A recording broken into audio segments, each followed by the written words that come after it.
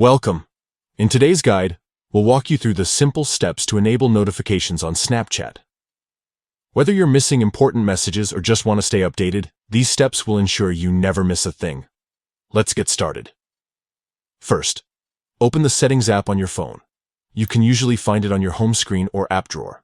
Once inside, scroll down and tap on Notifications. This section allows you to manage how apps send alerts to your device. Next, locate and tap on App Notifications. Here, you'll see a list of all the apps installed on your phone. Scroll through the list until you find Snapchat. Once you spot it, tap on it to access its notification settings. Now, toggle the switch next to Allow Notifications to turn it on. This ensures that Snapchat is permitted to send you alerts for messages, updates, and other activities. And that's it.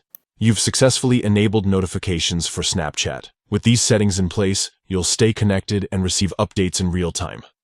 If this guide was helpful, don't forget to share it with others who might need assistance. Thanks for tuning in.